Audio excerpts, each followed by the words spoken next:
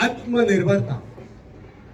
शायद आपको पता होगा कि आपने अपने आदरणीय प्रधानमंत्री नरेंद्र जी मोदी सर, इन्होंने आत्मनिर्भर भारत इस विषय पर स्पीच दिया था कोविड पीरियड में। तो भारत आत्मनिर्भर कब बनेगा?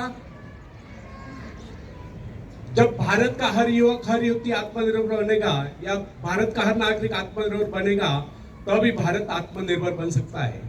और इसी विषय पर मैं बोलने वाला हूं। तो फ्रेंड्स, आत्मनिर्भर बनने की क्षमता वास्तव में हर व्यक्ति में होती है, परंतु बहुत ही कम लोग ऐसे होते हैं जिन्हें अपने ऊपर विश्वास हो। दूसरों का सहारा ढूंढना तो उनकी आदत से बन जाती है। ये बात हमें कभी नहीं भूलनी चाहिए। दूसरों के सहारे चलना तो बड़ा आसान है, किंतु इससे हमारी रही सही शक्ति क्षीण हो जाती है।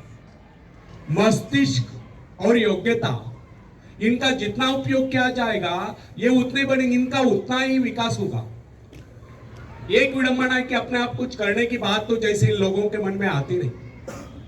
कुछ लोग अपने आप एक ही काम करते रहते हैं और वह है अपने बदनसीबियों का रोना रोना या दूसरों के आश्रय कर उनके गुणगान करना। ऐसे लोग जिन्हें सदा दूसरों के बल पर विश्वास होता है, वे केवल पिछलकों की संख्या पाकर निंदा के पात्र बने रहते हैं। ऐसे लोग अपने आंतरिक शक्तियों का भी लाभ नहीं उठा पाते। फ्रेंड्स, यह न समझना आप यदि जन्मजात नेता नहीं तो ऐसे रहोगे। जन्मजात कौन क्या होता है? कोई महान नहीं होता, कोई वैज्ञानिक नहीं होता है, बल्कि एक अबोध बालक जन्म के बाद अपने में ऐसी शक्ति पैदा करता है जिसके सहारे वो अपने व्यक्तित्व की एक अलग पहचान बना लेता है। इतिहास में ऐसे बहुत से लोग हुए जिनमें नेतृत्व करने की योग्यता नहीं थी, फिर भी वे अपने प्रयत्नों से, अपने परिश्रम से, अपनी योग्यताओं का विकास करके महान नेता बने। नेता वही होता है जो किसी पर निर्भर न हो, जिसमें नेतृत्व करने की क्षमता हो, जो दूसरों के विचारों का सहारा लेना आवश्यक न समझता हो, उसमें स्वयं सोचने और अपने कार्यक्रमों को स्वयं निर्धारित कारणित करने की क्षमता होती है। लोगों की संख्या बढ़ाकर भीड़ के बीच में चलना तो कोई बड़ी बात नहीं है। बड़ी बात तो यह है कि लोगों के दिलों में अपना स्थान बनाया जाए, चाहे लोगों की संख्या कितनी कम क्यों न हो। ऐसे लोग वही होते हैं जो आत्म विकास करके शक्तिशाली हो चुके हैं। ऐसे लोग अपने भाग्य को बदल देते हैं, अपने साथ साथ दूसरों का भी भाग्य बदल देते हैं। फ्रेंड्स, आज के युग की विडंबना यह है कि हर कोई किसी न किसी का सहारा ढूंढते नजर आता है। किसी को अपने धन का सहारा लेना पड़ता तो किसी को अपने मित्र का, कुछ तो अपने वंश पर ही फूले नहीं समाते। ऐसे तो बहुत ही कम लोग होते जिन्हें अपने ऊपर पूरा विश्वास हो। दूसरों की शक्ति पर जीने वालों का एक मनोविज्ञान यह भी होता है कि ऐसे लोग सदैव किसी न किसी को दोषी ठहराकर अपना पक्ष बचाने के अवसर ढूंढा करते हैं। वास्तविकता यह है, इस प्रकार की आदत कायर प्रकृति की परिचायक है।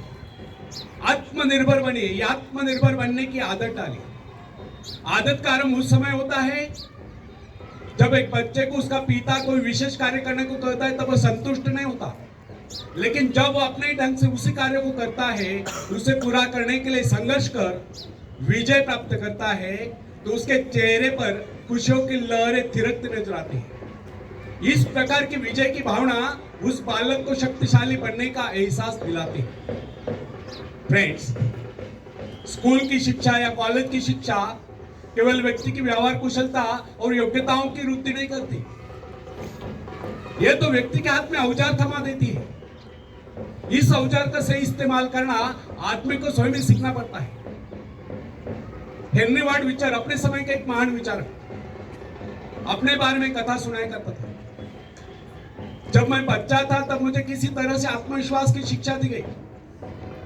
मुझे ब्लैक बोर्ड के पास भेजा जाता था। मुझ में शंका और संदेह होने का रोग था। मेरे टीचर मुझे बार बार कहते, इस पाठ को अवश्य पढ़ लेना। उनके स्वर में काफी क्रोध हुआ करता था। उनका यही कहना था कि हमें केवल प्रश्नों के उत्तर चाहिए। यद्यपि उन शिक्षकों का यह व्यवहार कठोर ही प्रतीत होता था, किंतु इतने सारे बच्चों को सीधी राह पर लाने के लिए उनका यह व्यवहार उचित ही था।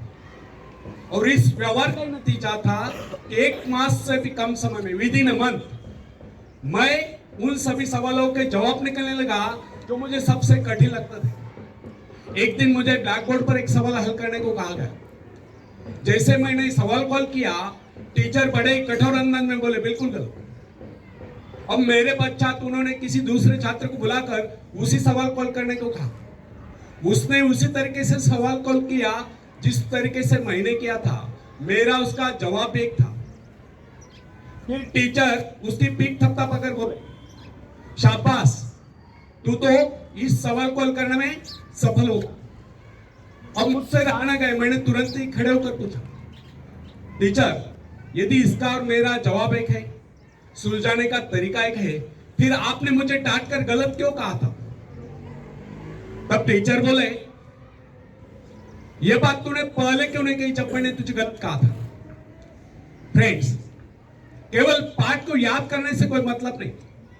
हमारे भीतर यह दृढ़ विश्वास होना चाहिए कि जो कुछ हमने कहा उसे कोई काट नहीं सकता। इसे ही आत्मविश्वास करता है। और जिनमें ये आत्मविश्वास होता है वही तर्क दे सकता है, वही बहस यानी कि चर्चा कर सकता है। लेकिन जिसे स्वयं अपने ऊपर ही विश्वास न हो, वो क्या तर्क करेगा? उसके तो अच्छे कार्यों को भी अगर हमने गलत कहा तो उसे यही समझ लेना होगा, हो सकता है वो गलत ही। फ्रेंड्स, मनुष्य को भ्रम होता है कि अकेले काम करने से अच्छा किसी दूसरों की सहायता लेकर काम करना होता है। लेकिन अपने ऊपर विश्वास करके पूरी लगन से अगर कार्य को किया जाए तो उसमें सफल होने की आशा दोगुनी हो जाती है।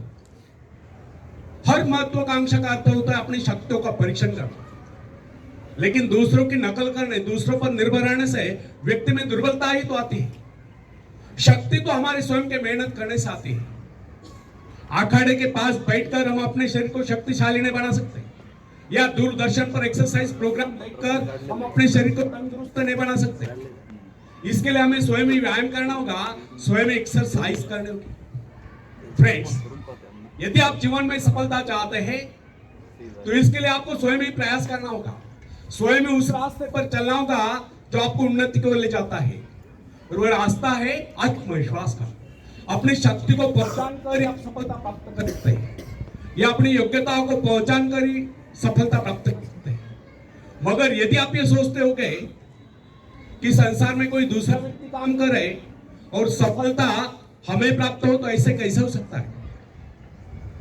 जो लोग बच्चों को इस प्रकार जीवन क्षेत्र में उतरना चाहते हैं कि वे बिना किसी संघर्ष के, बिना कोई कष्ट उठाए आगे बढ़े, तो वे उनकी राह में कांटे पीछा। संतान को सुख और ऐश के झूले में झुलाने वाले माँ बाप संतान के सबसे बड़े दुश्मन होते हैं। दूसरों की तो छोड़ो, वे उसे स्वयं को पहुंचाने की जहमत या स्वयं को पहुंचाने के कष्ट भी उठाने नहीं देते।